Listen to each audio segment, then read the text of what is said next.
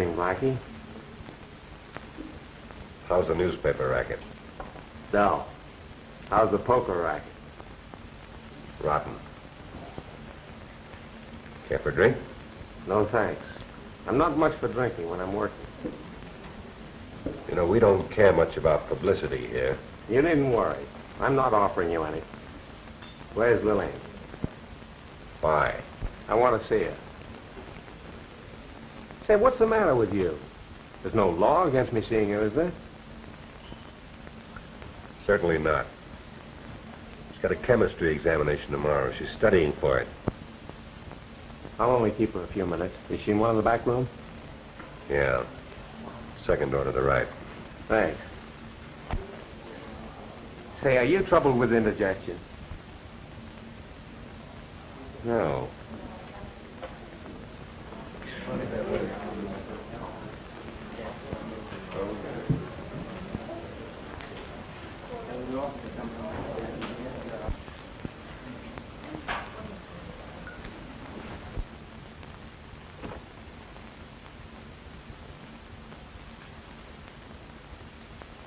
Hello, Bill. Come in. How's my little sweetheart? I don't know. Have you got one? You bet. One of the best. And she's looking very beautiful. Say, Lillian, what's the matter with Blackie? Why? I don't know. He acted very hostile when I told him I wanted to see you. Perhaps it's your imagination. Listen, Precious. I'm doping up a story about college girls working their way through school. I found one who sells magazines. And I was thinking I'd like to use Miss Lillian Vaughn, who's working her way through college by singing in a nightclub. Sorry, Bill, it's out. Why? Well, for one thing, I have a lot of friends at college. Some of them know I sing here, and some of them don't. Well, I won't mention the Lido. But you'll have to mention my name. Oh, I'd have to do that. And I'd have to have a picture. You take a blame sweet picture, you know that. Flattery won't get you anywhere, Bill. I'd rather you wouldn't say anything about it. Listen, sweet. Is anything wrong? Why, of course not, Bill. I don't believe you. You talk too fast, lady. Has Blackie been annoying you? Blackie's one of my very best friends. Well, you might take better. He's nothing but a tin-horn gambler. I told you he was one of my best friends, didn't I? I'm sorry. Wish there was something I could do for you. You can. Drive me over to the campus. All right. I'll get my hat and coat. Meet me outside.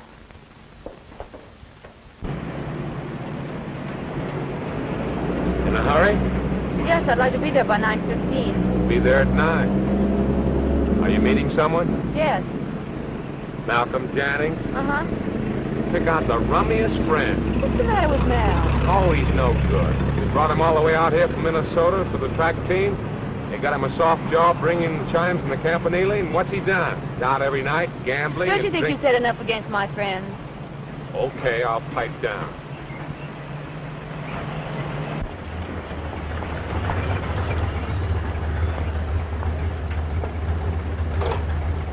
Sorry I could drive you over to the campanile, but you know the campus gates are closed after 9 o'clock.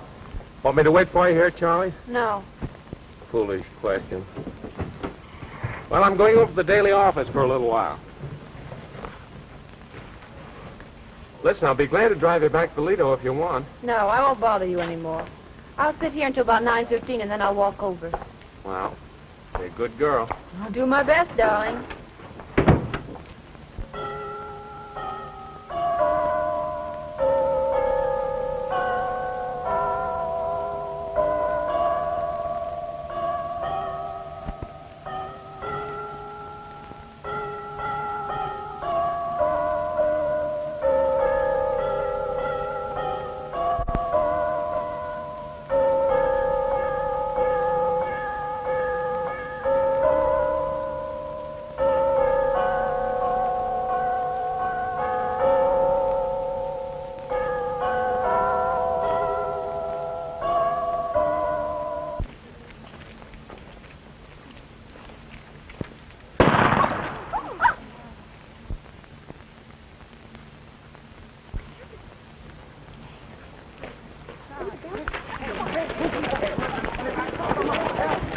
Hey, you stay away from that door. Well, what happened, fella? How should I know? Well, there was a shot.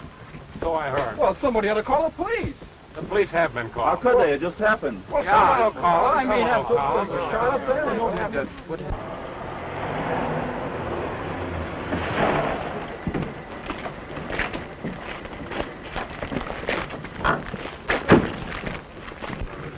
Well, Bill, where'd you come from? I didn't come from any place. I was here. What's the lowdown? Well, the chime stopped ringing all of a sudden. There was a silence and then a shot. From the tower? Yes. And you were right here. Not 20 feet away. And no one came down? Not a soul. The elevator stopped. This door here to the stairs hasn't been opened. Meggs, run over to the office superintendent and get the key. Right. You're sure no one came down, huh? Absolutely. Whoever's up there must still be there. There's no other way down. Anyone know who plays the chimes? Yeah, a fellow by the name of Malcolm Jennings. You know, the sprinter. Oh, heard of him. Not much good, was he? He couldn't run an errand. Wait a minute, Ed. I'll be right back. All right, Where now, were boys. these kids around here? Listen, Sweet, what do you know about this? Not a thing, Bill. What'd you do when I left you? I stayed in the car for about 5 minutes, and then I started to walk over here. Did you hear that shot? Of course I did. Any suspicions? No. Could I go up with the police? Oh, you're crazy, girl. I'm not. I want to go. If anything has happened to Mel, I don't know what I'll do. You think a lot of that guy, don't you? Now, listen, if you've got any brains in that pretty little head of yours, you'll stay out of this. It's a police case, and you don't want to get mixed up in it, do you? Of course I don't, but... Never mind no buts about it. You stay out. Well, here comes Meggs with the keys. I'm going up with him. Now, stay right here. I'll be right back. Here. Oh, Meggs. All right. Meggs, you and Alan stay here and keep the crowd back. Don't let anybody in or out. Get it? Yes, sir. All right, come on, Lorimer. Bill, if you want to, come on. Come on. They won't let us in. Oh, give us a right now. You're not split. Come on now. Cut it out. Cut it out.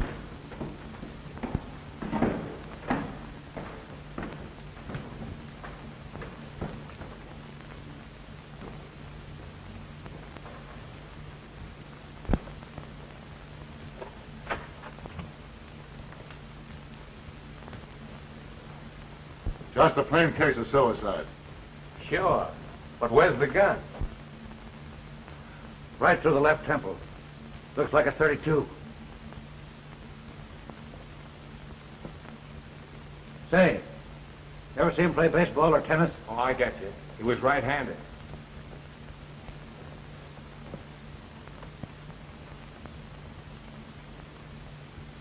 No powder burns. Plain case of murder. Those buildings aren't anywhere near tall enough to reach over this balustrade with a rifle. Those hills are high enough, but they're too far away. And the guy that did it must be somewhere about. You swear nobody came down. We didn't meet anybody coming up. He's either up in there or hiding in the elevator shaft. It's a hiding place. The belfry is out. Maybe he had a parachute. He could drop over the side of this rail here. Sure, nobody'd seen him. Nonsense. Well, maybe he used the rope. Well, if he did, where is it? Do you suppose he can get up on the roof of the tower? Yeah, he might if a gang of carpenters built him a scaffold. How about the elevator shaft? Oh, we looked there. We won't find anyone. Where do you suppose he could go? Guy couldn't come up here and knock this bird over and just vanish into thin air. I don't get it. That's all. I don't get it. So who do you suppose did it, Chief? I don't care who did it now. Show me how he did it, and I'll tell you who did it. Well, it just ain't possible. That's all. It just ain't possible.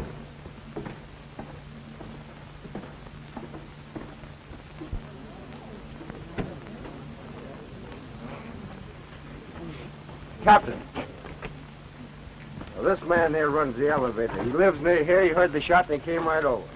You take Jennings up on top tonight? No, sir. I make my last trip at 8 o'clock. He always walks. Who'd you take up on your last trip? 2 ladies and a man. Say, Bill, give us the lowdown, will you? Yeah, Ask Lorimer. He's got all the dope.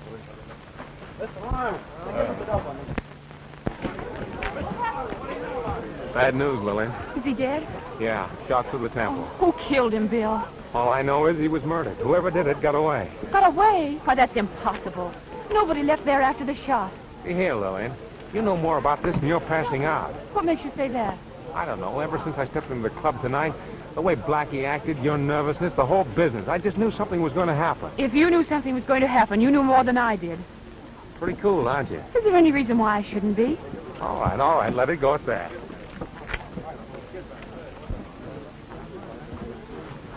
Anything wrong, Bill? Oh, nothing connected with the case.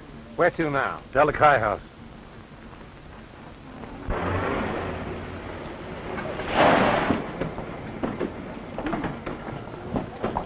Which one of you fellas in charge? Well, I suppose you could say I'm in charge. I'm house manager. you're the man I want to see. Go on inside. Let you stay out. Hey, what's up? Oh, there's trouble down the road, bud.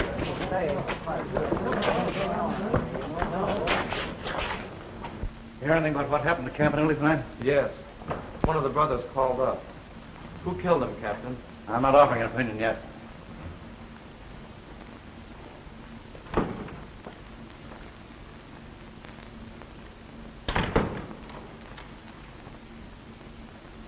Suppose you tell me what you know about Jennings.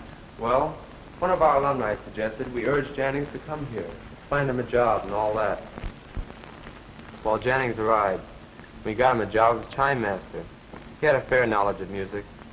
Well, anyway, he went out for track. It proved a big disappointment. Yes, let's get to the man himself. Well, he was a likable chap, good mixer, good company, but he hadn't any... Well, he lacked the cultural background a college man should have. In your opinion, had he ever been to college before? I don't think he's had more than 2 years of high school. Any parents, relatives? He never mentioned any. Did he go out much? Quite a bit. Very often he stayed away all night. Who were his friends? I haven't any idea. How about girls? I don't believe he was greatly interested in women. When did you have your last house party? About 10 days ago. Who'd he bring? Come on, you're wasting time. I want to know. He brought Ann Michaels. Oh. Did he rush her much? Yes, quite a bit. What kind of a girl is she? She's a very charming young lady. Where'd she live? Number 12, Addison Way. Sorority house, huh? No. Does she belong to a sorority? No. Why not? Perhaps you better ask her. Oh. Don't worry, my boy. I will. Lorimer, see that he doesn't get to a telephone. I want to surprise her. Okay, Chief. I get you. Sit down, young fella.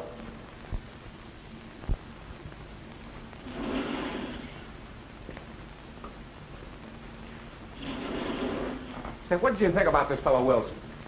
I gather he hated Mal Jennings worse than poison, for one thing. He had a crush on Ann Michaels for another. That's enough. Plenty. Miss Michaels, I'm Captain Kine of the police department. This is Mr. Bartlett of the Times-Star. How do you do? I'd like to talk to you a minute. Please come in.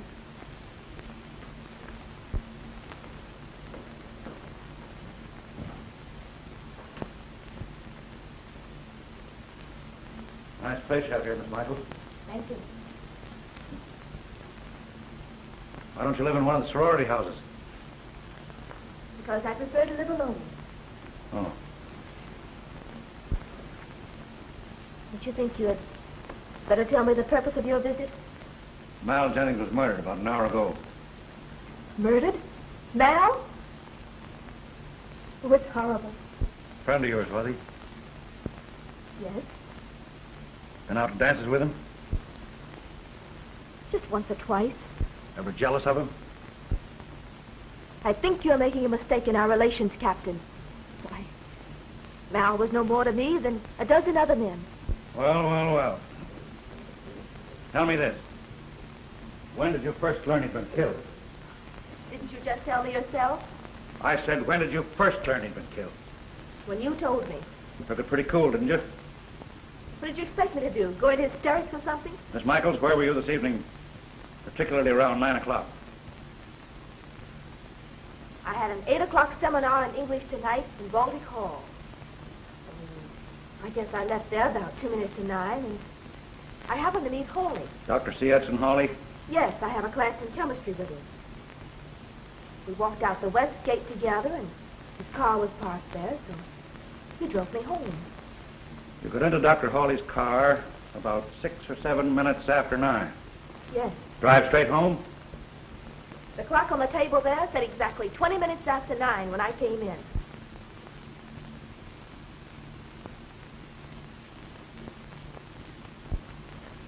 Clock keeps pretty good time. Did Dr. Hawley come up to your apartment with you? Certainly not. How long did you talk out front? Merely thanked him and came upstairs. Of course, you realize, Miss Michaels, that if you know anything, now's the time to spill it. I told you, Captain, I know nothing.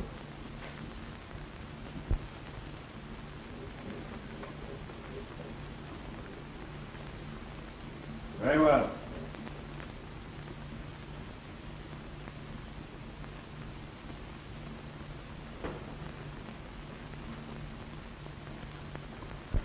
Don't tell me she don't know something. And how do you figure that swell apartment? Well, maybe she has money. There's no law against it. And that meeting with Hawley. Boy, I'd love to get something on that bird. Say, I forgot my hat. Wait for me in the car, will you? Sure. I'm going over to the faculty club. You want to trade along? Oh, I'll only be a minute. Oh, I'm sorry to bother you. I left my hat. I'll get it for you. I said I'd get it for you. I'll get it myself. Do you realize you forced your way into my apartment? I'll talk what you want. Well, it didn't take you long to get here, did it? I wish you'd mind your own business, Bill. Perhaps this is my business. You've no right to drag me into this mess. You're already in it, Lillian. That's not true, Bill. All right, I'm wrong. Wouldn't be the first time. Anyway, I want to see you later. Where'll you be? Oh, I may be home, or I may be at the club. You can look for me. All right. I'll find you.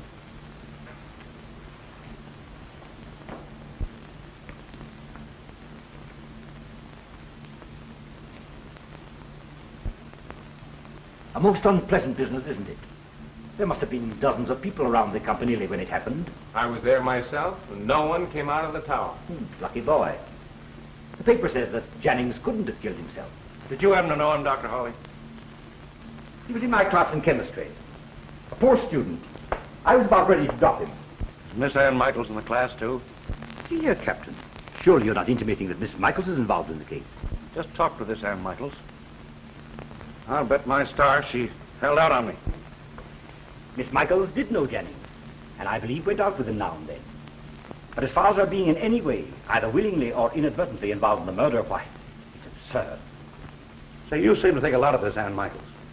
You're ready to take a great deal for granted, Mr. Kine. I suppose Miss Michaels told you that I drove her home? Yes. I did drive her home. But if you assume that my meeting with her was anything but accidental, you're wrong. Miss Michaels means no more to me than any other girl in my class. Is there anything else, Captain? No. I just want to know where she was when Jennings was shot. We drove to her home slowly. I dare say any number of witnesses could be found who saw us. That's not necessary. Not now, anyhow.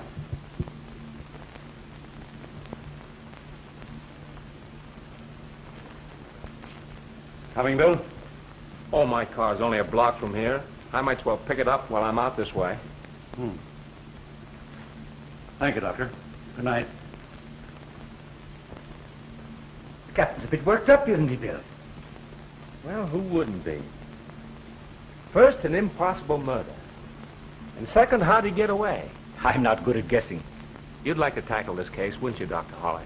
Frankly, yes. Well, why don't you? I haven't been asked to. Well, is that necessary? I have no more right to investigate this affair than any other private citizen. Oh, but you're a well-known criminologist. Personally interested, Bill? Professionally interested, Doc.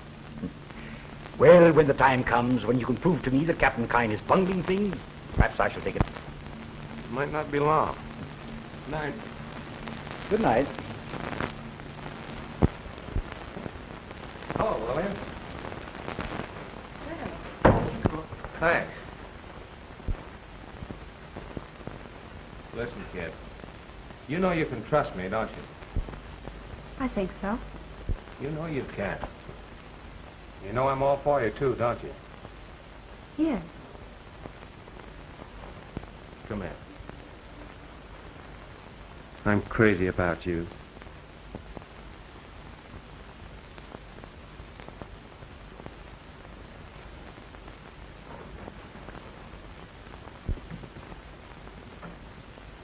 Dirty shame to interrupt you like this, Bill.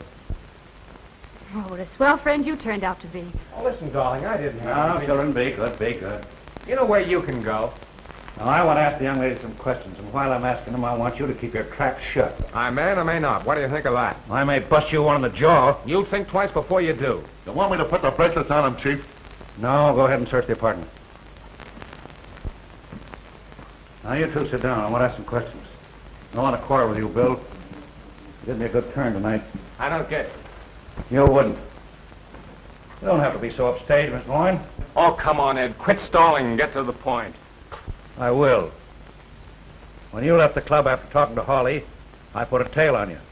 On me? Yeah. Going back to that hat didn't fool me any. I don't blame you for being burned up. Why should you want me tailed? Because you knew something about this case that I didn't. Read this.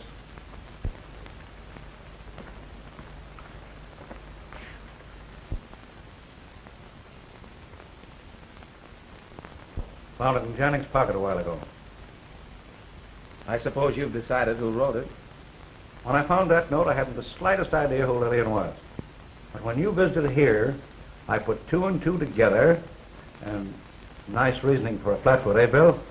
Beautiful, kind, beautiful. But how do you know this Lillian's the one that wrote that note?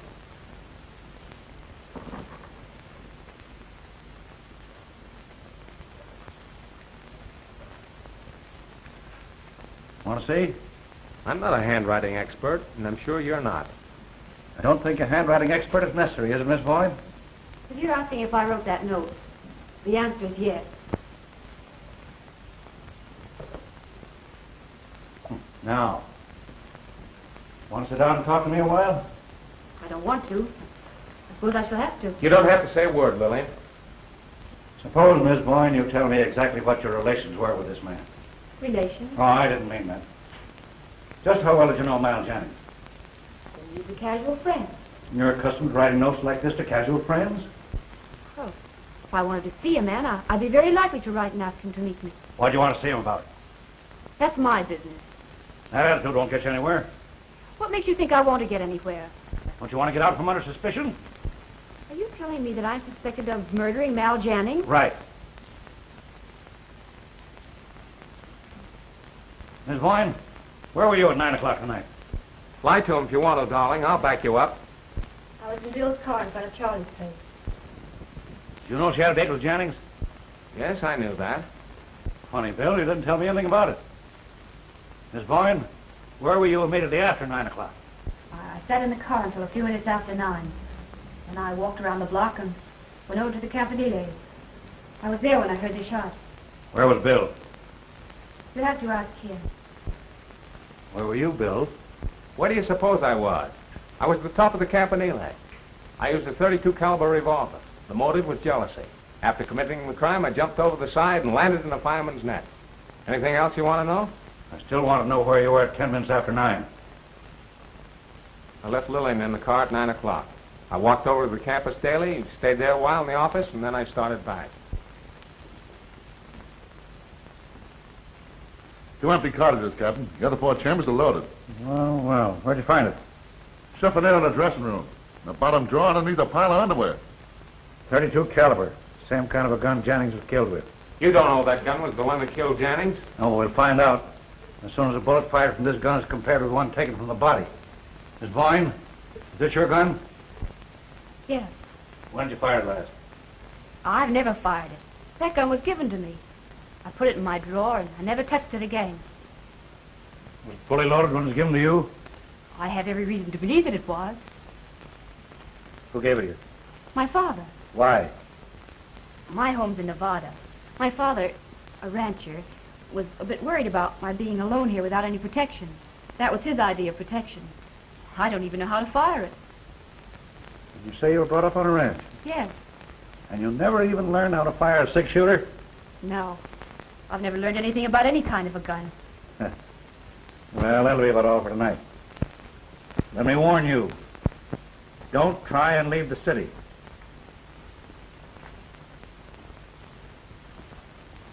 Listen, darling. All right.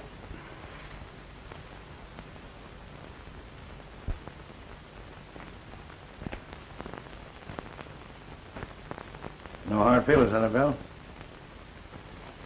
No.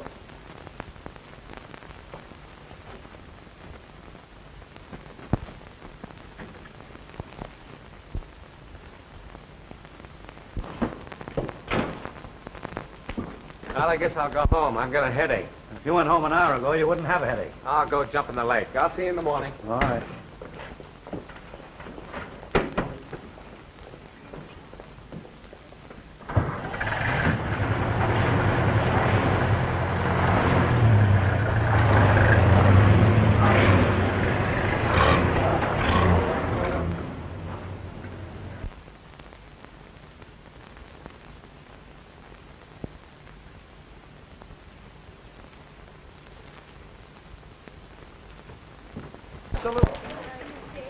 Now, we'll call it off. We can't use it. But somebody had to be there to do the shooting. Or did they, Bill? Absolutely. Someone was there and shot him. How'd he get away then? Well, he couldn't have got away. Oh, you think he's still there, eh? Oh, he couldn't still be there. All right, go ahead and call me crazy. I've plenty of company on the police force. But Dr. Hawley isn't going to handle the case, is he? Not unless he gets someone to retain him. That's good stuff about that Boyne girl. That gun. Probably no connection with the case. Did you meet her? Yes? Good looking? She's swell. Listen, Grimes, I want to be taken off the police beat and devote all my time to this case. All right, Bill. The keys to the city are yours. Good luck. Thanks. Hey, Spud. Yeah? I want to give you a phone number. I'll be there about an hour. If anything breaks on a Jannings case, give me a ring, will you? Okay. Hey, and keep that number under your hat, too. Right.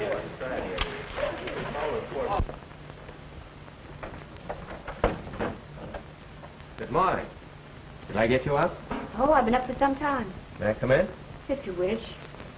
There doesn't seem to be any law against men crashing into my apartment.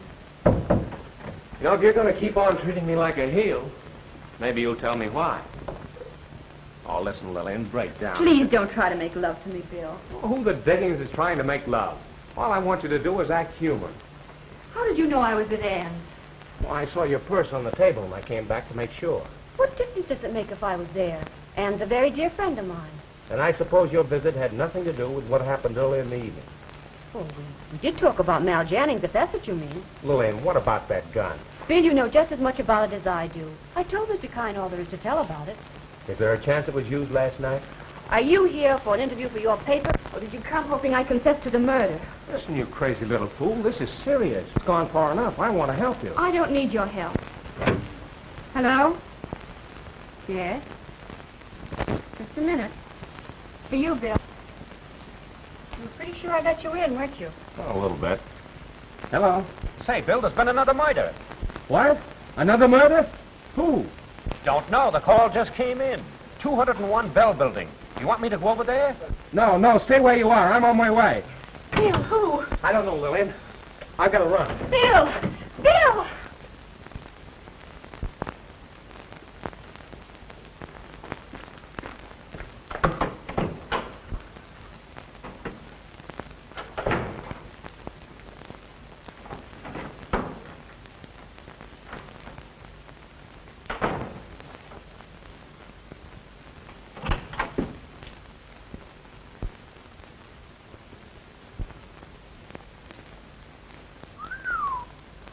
I suppose you are from the police? Well, Who's the gentleman on the floor? are you a policeman? No, I'm from the Times-Star. Oh. Well, I have nothing to say until the police arrive. Well, you better start talking, lady. Here they are.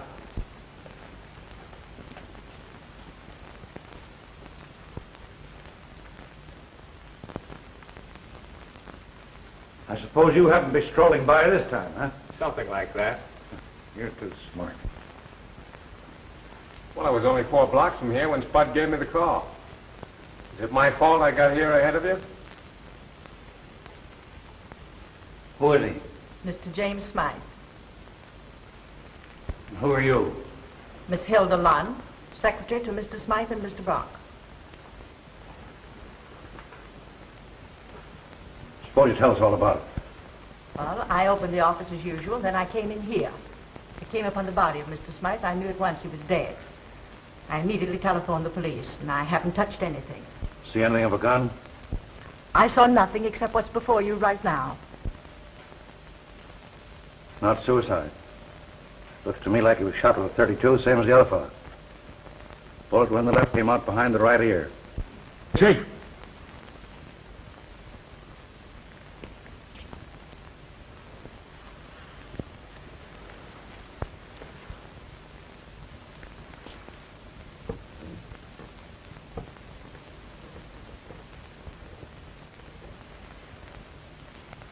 .32, all right. Might get the coroner, folks. All right. Miss Lund, you mind stepping in the other room? I have a few questions.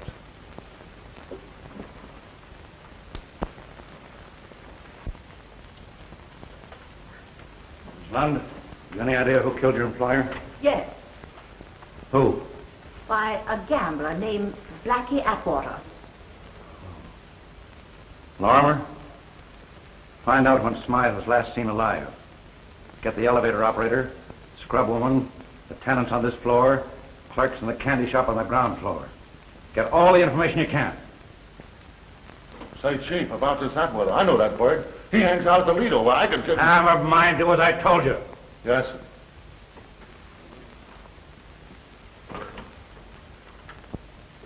Sit down.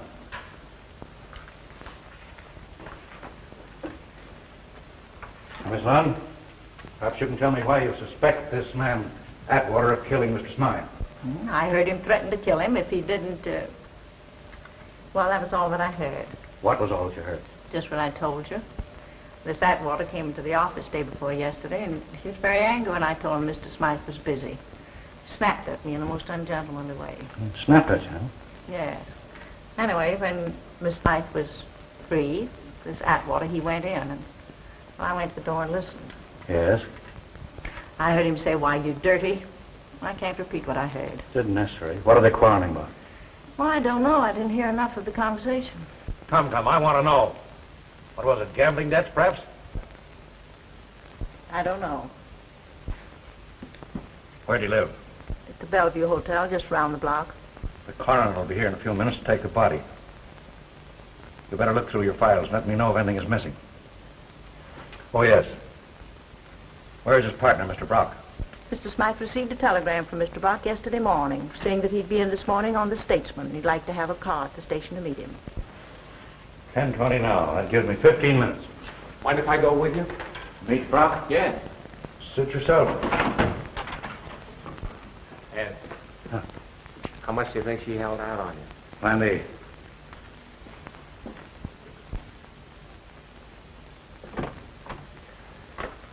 Mr. Brock. Yes, sir. Keep yourself where you can be found. I may want to ask you some more questions. Yes, sir.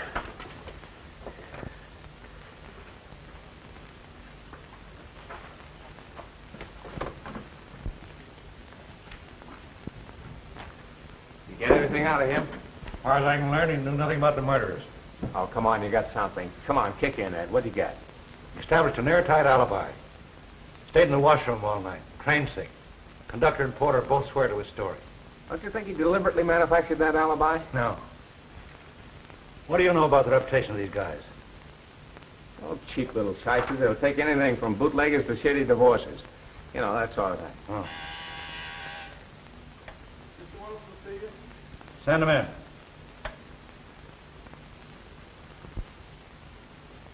Come in, Wilson. Captain, I believe I've learned something you'd like to know. Right, shoot. Well, two of my fraternity brothers, who wish to keep their identity a secret if possible, they're in training. We're out with Mal Jennings Thursday night. Now you're going to tell me these two men heard Jennings quarreling with a certain party, right?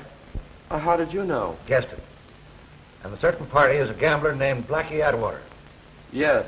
I believe this Blackie threatened Jennings' life. Exactly. Thanks very much. Anything else? No. That's all.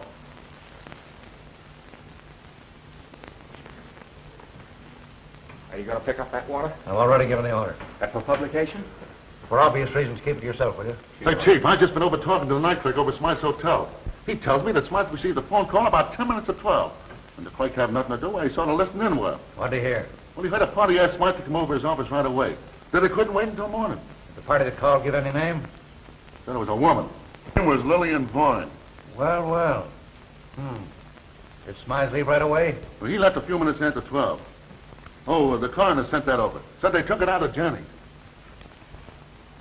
J for Jennings, huh? Yeah.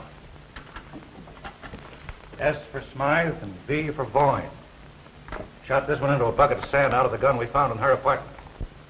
See here, Ed, you're all wrong. That call came for Smythe around 12 o'clock. And at 12 exactly, I was walking up the steps to Lillian's apartment. And I stayed there until you two guys came busting in. Sure you haven't set your watch since last night? What I've just told you, I'd swear to on any witness stand. Don't doubt your word, Bill. But that gun... That gun was in her apartment from 12 until you took it away with you. And Smythe couldn't have been killed with that gun? Absolutely impossible. All right, Bill. We'll see. Wait till we photograph these slugs. Come in. Hey, Bill, the office wants you on the phone. Thanks. Mind if I use your phone, Ed? Go ahead. No. Listen, I got him on the booth out here. Better take it in the booth, Bill.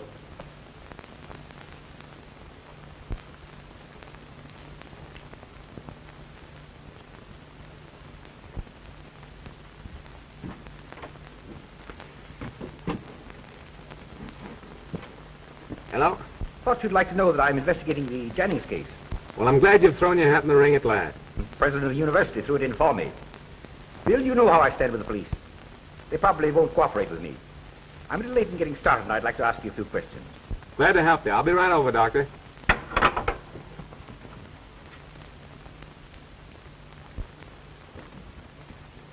What kind of alarm ago? One of the dicks just brought in Smythe and Janning's fingerprints, and they're in there checking them now. Kine's got a hunch that one of them may be an ex-con or something. Listen, Spot. Did you see Kine take anything out of that top drawer? He never even touched it. Bill, you can't do that. No? Watch me. Oh, gee, Bill, Captain Kine will freeze you for this. Where did you get those bullets? Stole them. Stole them? You must be crazy. Those bullets are evidence of the most important kind. If you get caught, it might mean a term in prison. Yeah, I know that. But I had to find out if they were all fired from the same gun. We'll know that just as soon as I can check the rifling.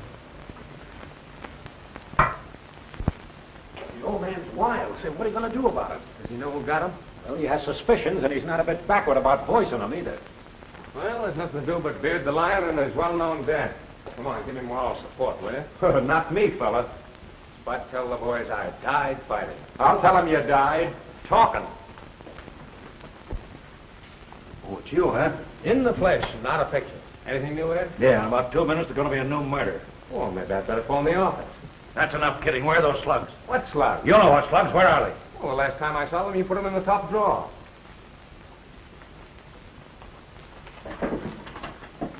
Well, here they are, right under these papers. Just where you left them. Better put them in the safe. Think you're smart, don't you? I don't know what you're driving at. I had a hunch these slugs would check. If they don't, I know you switched them on. You know very well Smythe couldn't have been killed with that gun while it was in Lillian's apartment. You got a crush on this girl. And you'd swear your life away to protect her, wouldn't you? More than a crush, Ed. I'm in love with her. Huh. Where'd you take those slugs when you took them out? Dr. Hawley. To check? Yes. All 3 of them? Have to bring her in. Sorry, Bill. You're taking this pretty much to heart, Bill. Who wouldn't? Don't jump at conclusions. The girl probably had nothing to do with the actual killings. Certainly she had nothing to do with the actual killing. But she's mixed up in it, Bill. Oh, what's the use? There's nothing logical about the whole case. Not much, I'll admit. And you'll have a sweet time getting a conviction without more evidence than you've got now. Let me tell you something. I'll have a lot more evidence than I've got now before I even try for an indictment. You'll need it. Have to excuse me now, Bill. I've got some work to do. Where are you going? See Lillian Boyne? She's home, I'm going to see her. Better tell her not to take a run-out powder. She wouldn't, even if I asked her to.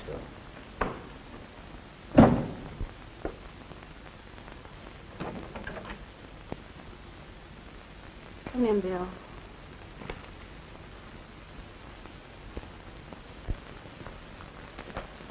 Hello.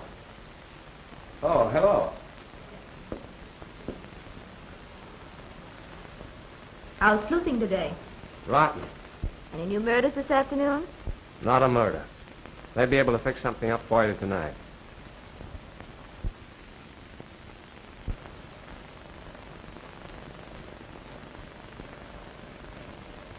Anything new, Bill? Yes, several things. Dr. Hawley started an investigation. Anything else? Yes. That gun. Mine, you mean? Mm-hmm. What about it? It was used to kill both Jennings and Smythe. Well, how do they know? They compared a bullet from your gun with the others. There must be some mistake. No mistake possible. The grooves on the slugs checked. Want some more? Yes, go on. Police are looking for Blackie Atwater. No. They can't. Why not? Not Blackie. Be quiet, Ann. Why not, Blackie? That's enough, Bill. What do you mean that's enough? If I want to ask her questions, that's my business. And don't get the idea you can stop me. What do you mean Well, by I that? will stop you. Oh, dry up, will you, Lil? I'm not taking orders from you. What's that? I guess it's someone at the door.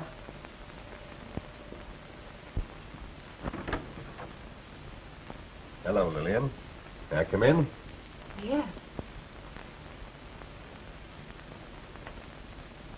Ann, you little fool, get out of here.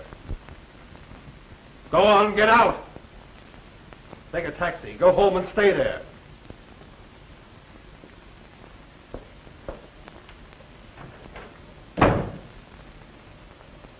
I'd like a drink, Lillian. May I help myself? Please do.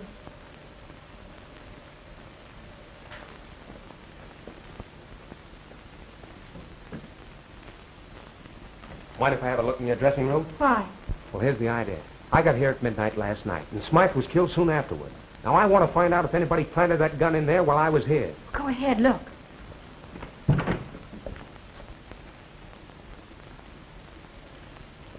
Have you locked that window since last night? No. And that gun must have been there all the time I was here. That's what I told you last night. Ed must have been lying when he told me that third bullet was from your gun. Did you ever know a Dick that was honest? Yeah, several of them. They're as common as honest gamblers. Very, very clever. What's the latest dirt on the murders? Anyone under suspicion? Yes. Who? You, Blackie. You're a liar, Bartlett. Go ahead. Have it your own way. But if you're thinking of blowing this town, you'd better guess again. Who's going to stop me? I am, indirectly. How? The minute you leave this apartment, I'm going to telephone the police. And if you don't think I won't, there's the door. Go ahead, try me. You won't telephone from my apartment. Why won't I? Because I asked you not to. And in the meantime, what am I supposed to do? You're supposed to stay right here and keep your mouth shut. All afternoon? Until the police get here. Just what do you mean by that?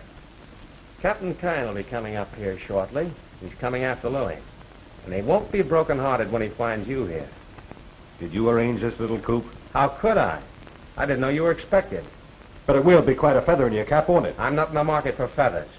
Quite a comedian, aren't you? Well, what about it?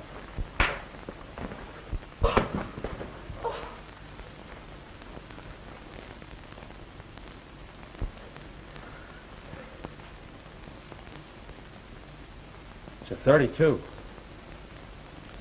Fully loaded. Might have got me.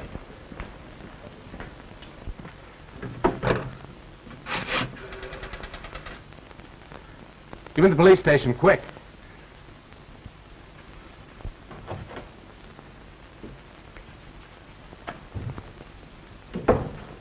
Well, Bill? He tried to get me. Here's his gun. 32, huh? Take him down station, lock him up. Want to make it a sort of deadly weapon, Bill? No. Might be easier to hold him in case some shyster tries to spring him on a rip. Well, I got him for you. If you can't hold him, that's your fault. Come on, Blackie. Come back for me. I want to ask this young lady some questions before I bring her in. All right, Chief.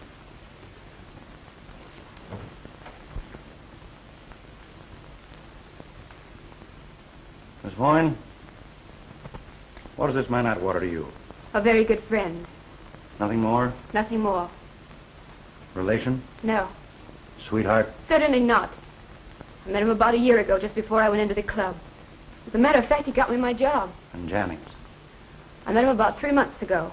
Like you met him when he first came here to college, didn't you? Yes. He was in my chemistry class. Miss Boyne, just what kind of legal work did Smythe and Brock do for you? I never met Mr. Smythe or Mr. Brock. Sure? Quite. And yet, just before midnight, you phoned Smythe to meet you in his office, didn't you? Lillian, you don't have to answer a single question if you don't want to. Now, Miss Boyne, I don't want to put you in jail. I'm doing my best to give you a chance to get out of this. Come now. You must know something about these murders you haven't told. I know nothing whatever about them. But that phone call, you know something about that, don't you? Or do you? Which is it? All right. Have it your own way. You leave nothing for me to do but place you under arrest. Oh, wait a minute, Ed. You're going too far. You can't arrest her without a warrant. I searched her apartment without a Well, warrant. that was different. If you arrest her now without a warrant and can't make the charges stick, you'll be in hot water. I don't mind being in hot water.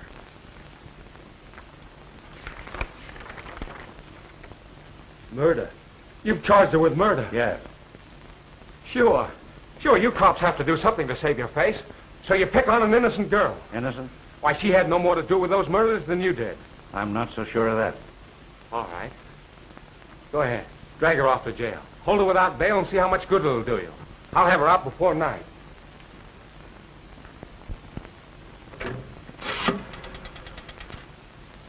Get me state 4705. Well, I'll get your things. You're going with me. City desk. Oh, Grimes? Well, get this. Here's a flash for your final. Lillian Vaughn has been served with a warrant charging murder. The gun was found in her apartment last night, according to Captain Kine. Any evidence besides that? No, the old fool hasn't got a leg to stand on. What? Well, I know because I was in her apartment last night. What do you think I was doing? Interviewing her, of course. Now listen, I want you to get Bailey, the paper's attorney. The Time-Star's going to the bat for this girl. How do you know she's innocent?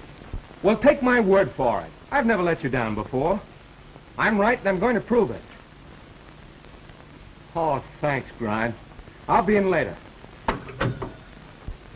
Why wait for Lorimer? I'll drive you down in my car. We'll wait for Lorimer. Get in here in a few minutes, we'll send for the wagon. Sure, that's right. Drag her down there like she was a common drunk. Common drunks are no worse than common murderers, isn't it? Stop it! Stop calling me a... Oh, that's all right, Shirley. Don't pay any attention to him. He's trying to bait you. I'm not a murderer. Of course you're not. I know it, and so does Ed. Just trying to pull a fast one. See, Now what? Well, that's what put it over on me. I was rolling down the main drag about 40 miles an hour when he piled out, and he rolled over about 20 times. Before I could get the car stopped, he was gone. Well, you big fathead. Well,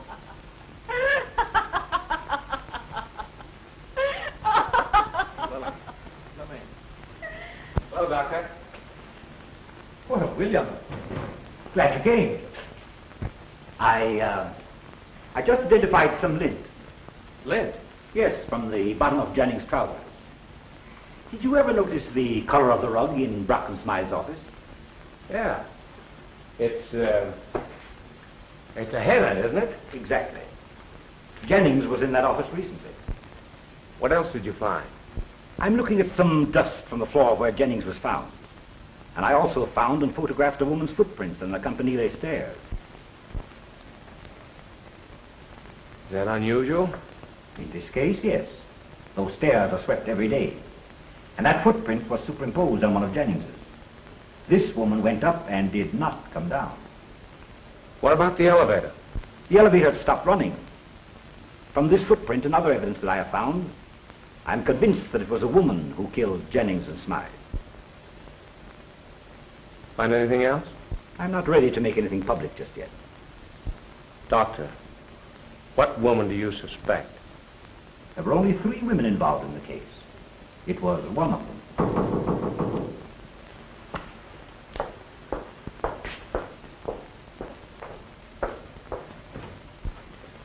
Pardon me, I'm Brock. Oh, yes, Mr. Brock. What can I do for you? Why, I want to talk to you. Yes?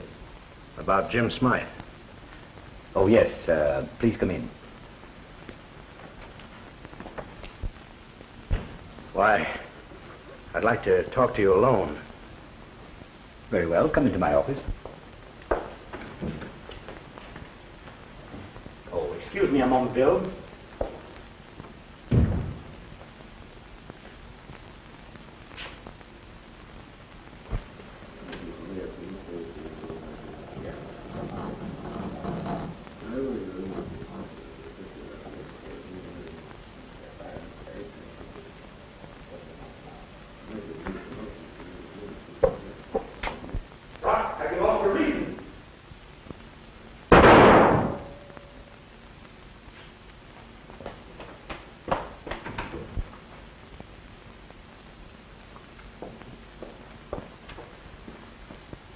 The bullet must have pierced his heart.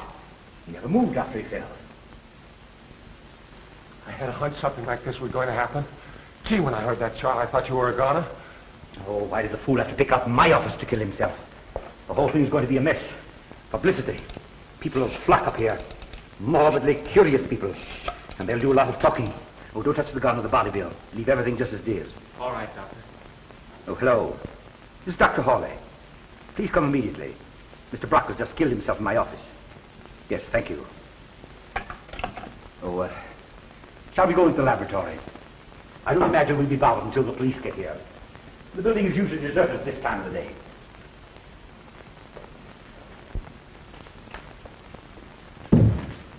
Your last edition got a press? Yes. As long as anything's happening on this case, I've got to stay on the job. Wish things would quiet down. I wish they'd quieted down 15 minutes ago.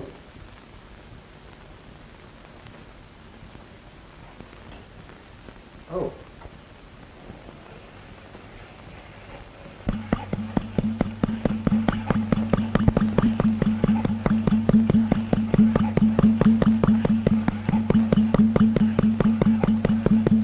The heartbeat of a housefly.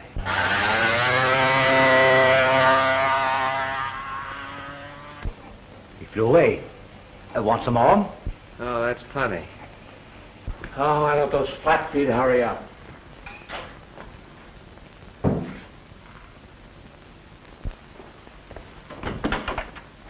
Oh, Captain. Hi, Doctor.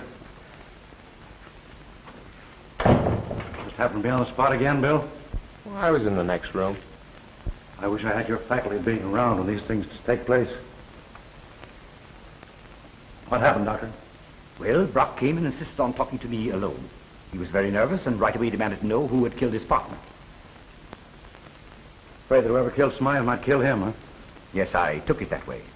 He was half hysterical as he accused me of holding out on him. I finally got a little bit hot under the collar myself. I told him he'd have to leave my office. He jumped up from his chair and cried, "All right, I leave." Before I had time to realize what was in his mind, he pulled a gun from his pocket, held it to his side. I shouted at him, hoping to startle him into pausing for a moment. But he pulled the trigger, fell instantly, and never moved. Must have been afraid of the police. Tied up pretty tight to those other murders. He and his partner both ex-cons. Is that so? Served time in Joliet and Elmira. Both times blackmail. We have a motive to work on now. Have you decided that Brock killed both Smythe and Jennings? Don't you remember that Atwater threatened to kill both of them? Sure, I remember that. We have the trains and roads watched. Blackie can't get out of this town. Well, if he could get out of that campanile, he can get out of this town all right. Maybe. You're glad Blackie got away, aren't you? Yes. Wouldn't you be if he was a friend of yours and was kind to you? I suppose I would. But I haven't forgotten he tried to shoot me. He wouldn't have done that, Bill. How do you know he wouldn't? Because he knows that I like you. Lillian, why didn't you tell me that Ann Michaels and Malcolm Jennings were married? How did you know that? Captain Kine found a wedding ring and a marriage license in her apartment. It wasn't my secret, Bill. I promised Ann I wouldn't tell anyone. Why did she want a marriage kept secret? You see, Bill, shortly after she married Mal, she realized that she'd made a mistake. She was going to have it annulled after the semester was over. Oh. Listen, dear. You know, I might be able to help you more if you'd start in by telling me why you made that date to meet Smythe in his office last night. I didn't. You told Captain Kine you did. Oh, I just did that to protect Ann. Did she use your name and phone Smythe? Yes. Why didn't you give her own name? She tried to see Smythe several times, and he wouldn't see her. What'd you want to see him about? Smythe was Mal's attorney. Why'd you write that note to Mal asking him to meet you? I wanted to see if I couldn't persuade him to be kinder to Anne. He was treating her terribly. Where does Blackie Atwater come in this? Why do you want to know that, Bill? Because I have to, Lillian. Where does Blackie Atwater come in? Miss, you wanted in Judge Beasley's office.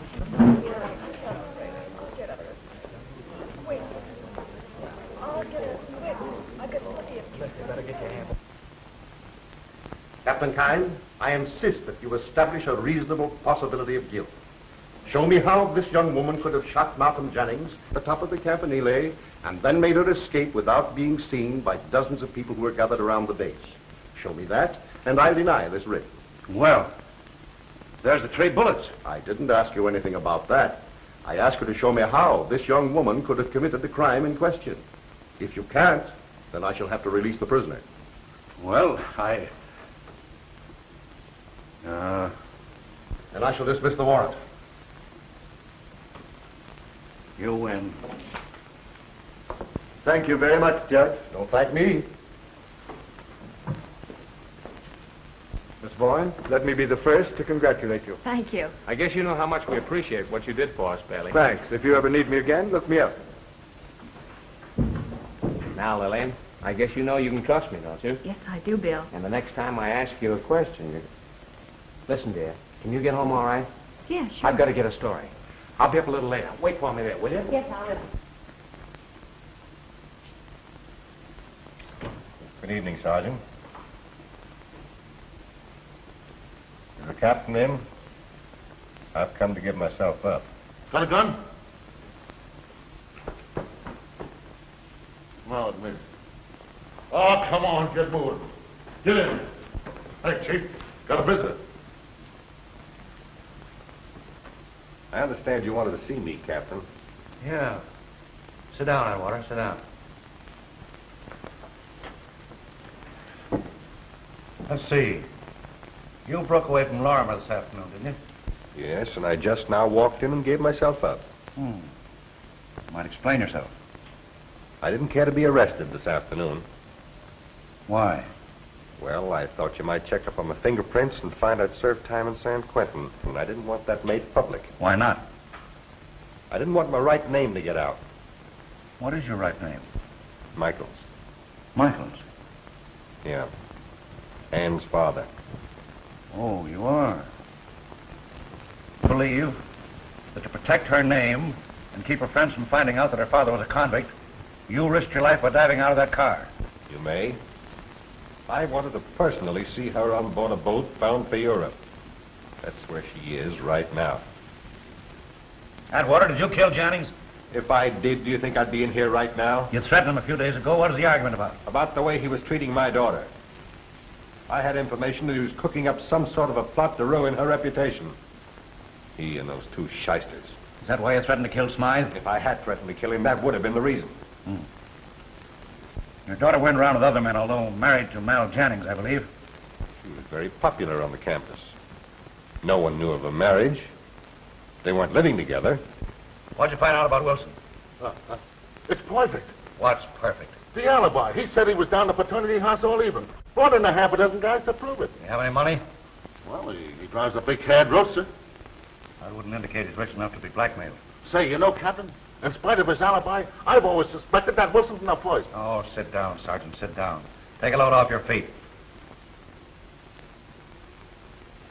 Anyone else interested in your daughter particularly? Who had money? Not that I know of. Where you going, Bill? I'm going over to the office. I've heard enough to make the paper want to get out an extra.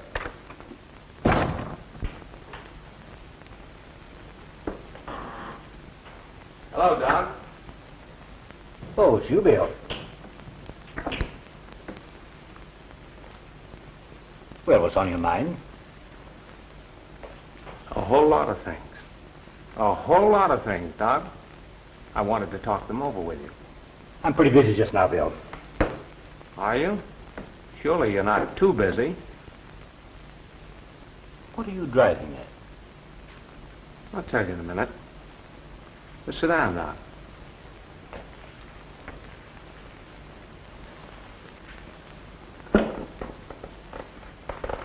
I got it all doped out. Doped what out, Bill? Now, the man who killed Jennings escaped from the Campanile. Oh, I see. Yep. Here are the facts as I have them figured. Number one, nobody left the Campanile between the time the shot was fired and the time I started up the stairs with Captain Kine. So Jennings must have been killed before the shot was heard. Probably before 9 o'clock. If he wasn't, the murderer couldn't have escaped. Got it so far? Second, the chimes were not rung last night. That's all very well, Bill. But there were plenty of people who heard those chimes. You yourself, in fact. We only thought we heard them. Are you following me, Doc? No. Someone hung a microphone in a window around here and made an electrical transcription of those chimes. Are you listening? I'm listening. Got it? No. It is so simple. That transcription was amplified many times and sent out through a powerful loudspeaker located in a window in some building near the Campanile. Clever, huh? And perhaps the cleverest part of the whole scheme was a time mechanism to start that phonograph at 9 o'clock. It seems to me that that shot was heard after the chimes had stopped ringing. Of course. That shot was on the electrical transcription. It was recorded in the laboratory for the purpose of establishing the time of the crime at 10 minutes after 9, when our murdering friend was known to have been driving up College Avenue with a certain popular co-ed. A very ingenious theory, Bill. But there's one thing you haven't explained. How could that improvised broadcast have been arranged by Miss Lillian Boyne? I have a good mind to let you have it. There's only one person who had the facilities and the location to arrange such a broadcast, and that person is Dr. C. Edson Hawley. There's only one thing the matter with your theory, Bill. You haven't a scrap of evidence to support it. Wait and see. There's that .45 you shot Brock with, for instance. And what about those fingerprints, Doctor? Did you have time to wipe those off? And what about the serial number? Perhaps that number has been filed off. You know, men of science have a method of bringing back serial numbers that have been filed off. Well, Bill, what's the program now? How about a little jaunt down to City Hall? Kine, I suppose, doesn't know of your visit here? No. I doped it all out myself. And I'm going to see that my paper gets full What's that you've got in your hand? Just glance behind yourself quickly, Bill. I won't move.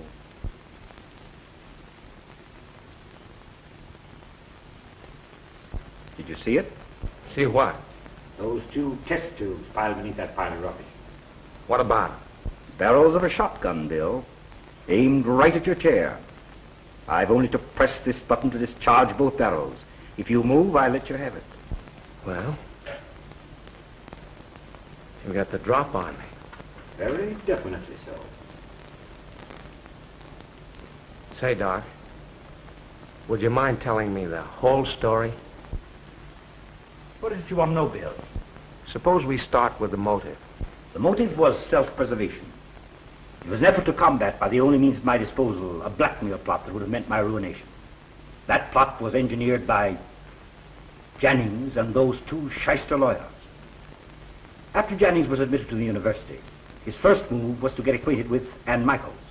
He did and finally married her. How he did that, I don't know. Perhaps she fell in love with him.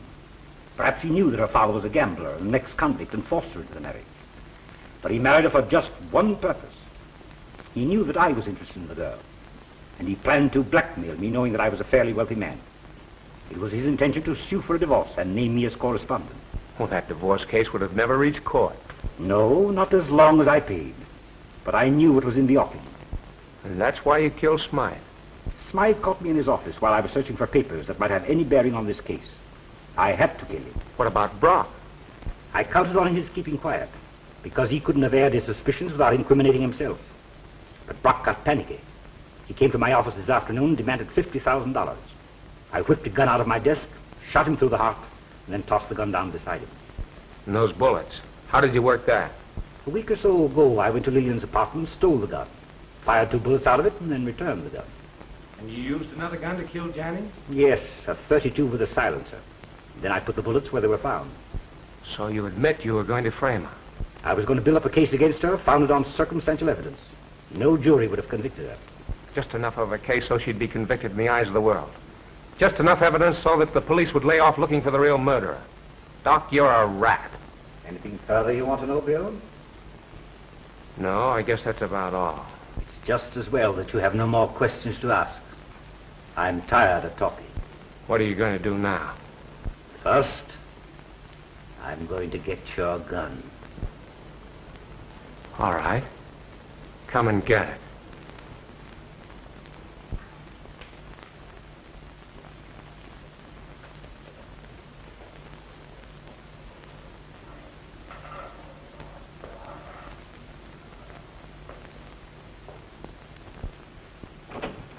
Listen, Chief.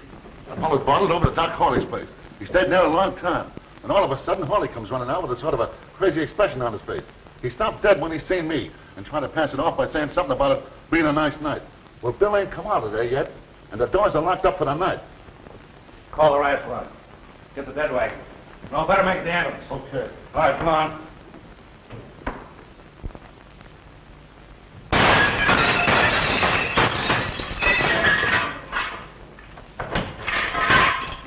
Smash those windows. Let some air in here.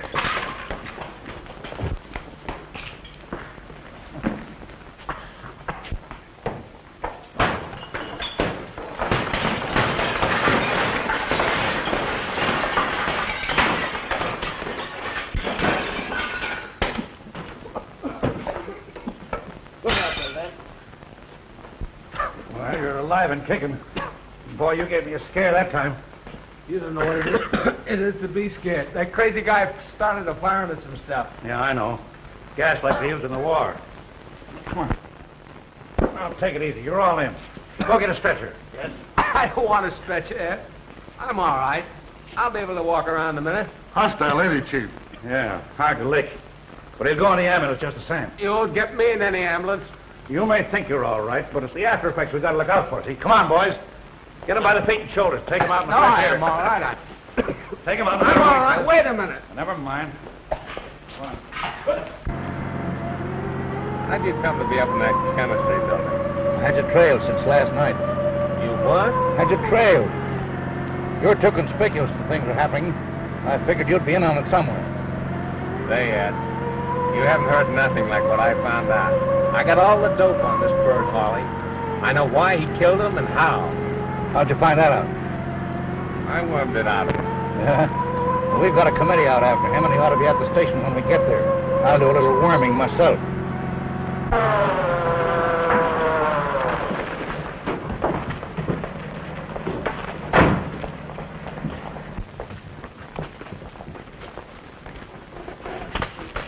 Thanks for the ride, boys. My girl lives down the block, and I'd like to see her. You big fathead. Hey, tell me how he rang those chimes. Take a look at the morning paper, Ed. Night.